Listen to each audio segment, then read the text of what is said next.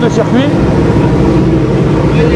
Circuit du Vigan qui est un circuit qui est extrêmement technique. Il y a surtout un endroit qui s'appelle le virage trop tard.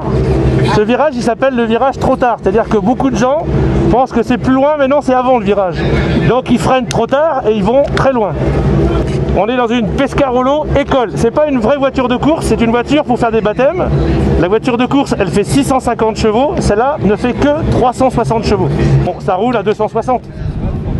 Quand même.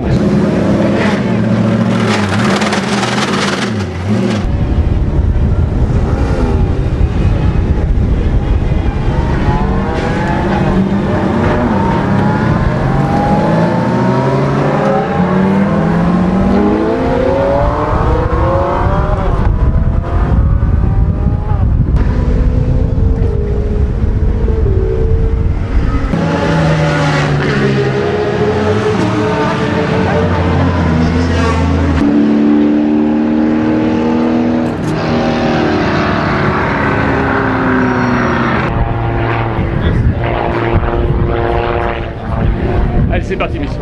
Une démonstration de l'équipe de voltige de l'armée de l'air. Était aux commandes le capitaine François Levotte, qui est champion du monde en titre. À savoir que la France est championne du monde en titre, masculin, féminin, par équipe également, masculin et féminin. Et ce qu'on vient de voir aujourd'hui, c'est plus une voltige de spectacle, comme si on faisait de la musique contemporaine.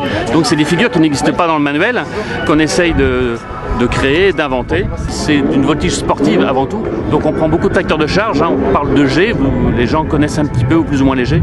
Les G, c'est la force d'accélération qui est directement liée au rayon de virage et à la vitesse de l'avion. Plus on va vite, plus on serre le virage, comme un peu dans une rond-point avec une voiture, et bien plus on est collé contre le siège, mais on prend également des G négatifs, où on est dans l'autre sens, on pousse sur le manche, où là on décolle du siège. Et là le seul moyen de vraiment bien harnacher, eh bien c'est avoir des ceintures 5 points avec des sangles à cliquer pour vraiment faire corps avec sa machine, puisque en fait les accélérations sont très fortes, hein, plus 10 G, si vous mettez un pèse personne, vous faites 80 kg, vous allez dire 800, mais le corps humain est bien fait, c'est une belle machine.